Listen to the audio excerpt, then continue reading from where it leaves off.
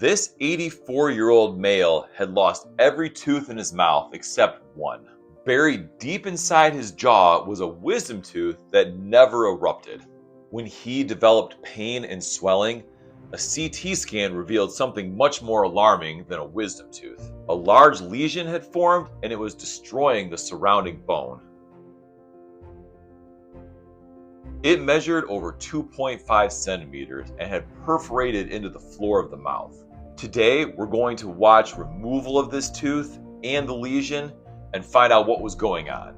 I'm Dr. Tom Bolton. Welcome to the Open Reduction.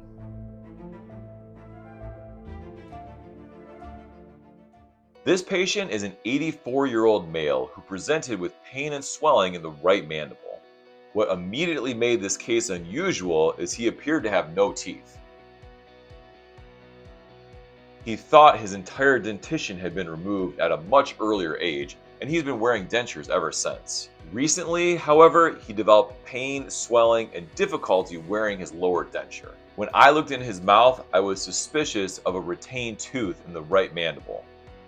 Because of his symptoms and the clinical picture, I obtained a cone beam CT. There it was, a single impacted wisdom tooth, tooth number 32. This tooth had remained buried in his jaw for decades without any symptoms. Now, it's affecting his quality of life, and what's even more concerning is the findings on the radiograph. There is a large radiolucent lesion surrounding this wisdom tooth, measuring over 2.5 centimeters in diameter. Also concerning, the lingual cortex has been completely destroyed by this lesion.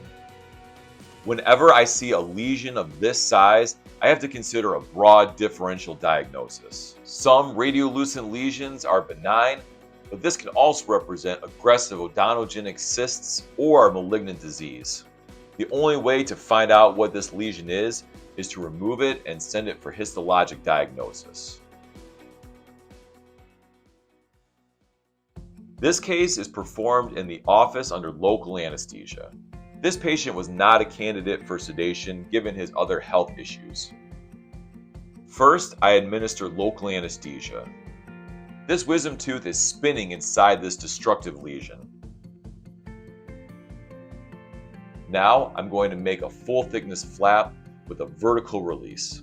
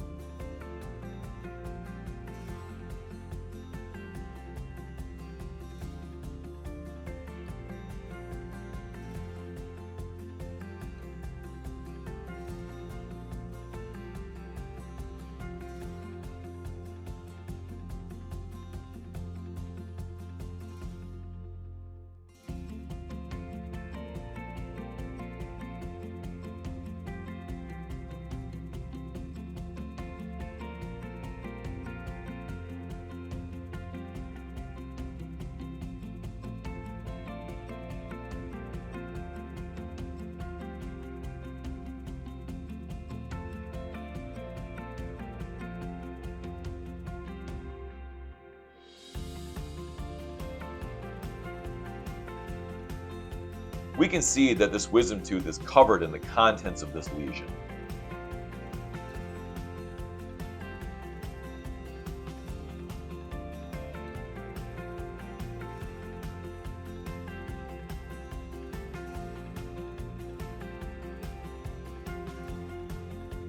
Here is the tooth, and now that it is removed, I can access the rest of this lesion.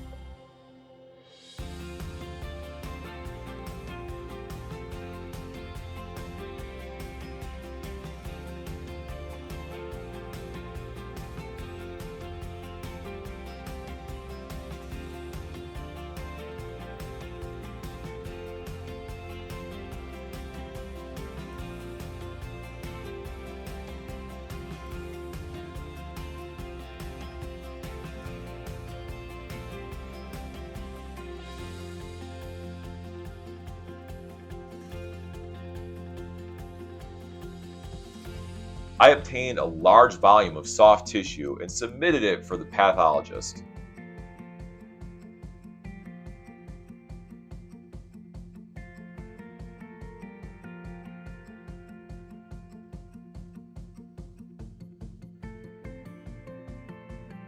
This amount of tissue makes sense given the size of the lesion on the radiograph.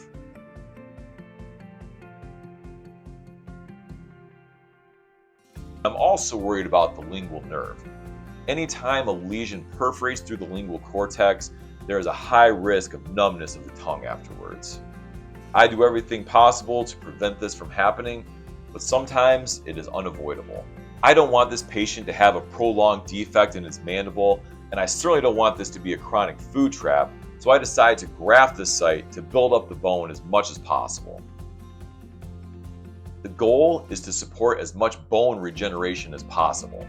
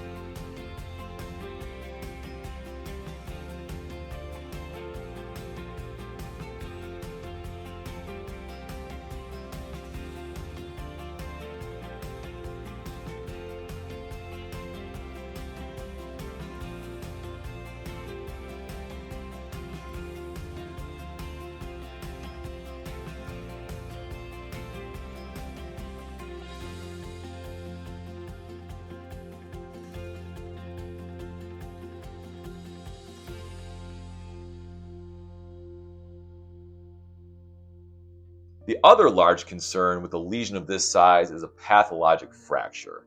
This patient's mandible is weak because of the defect. If he were to fall or take any trauma to the mandible, it's much more likely to break.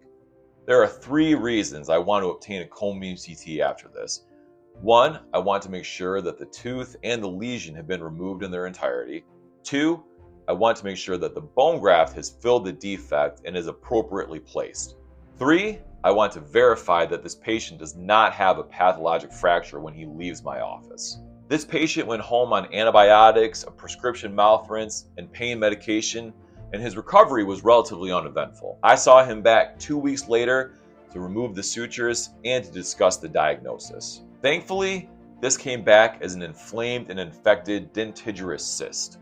A dentigerous cyst is a common odontogenic cyst, and it develops around the crowns of unerupted teeth. I have several videos on the channel that discuss the pathology of a dentigerous cyst, so check them out if you want to learn more about it.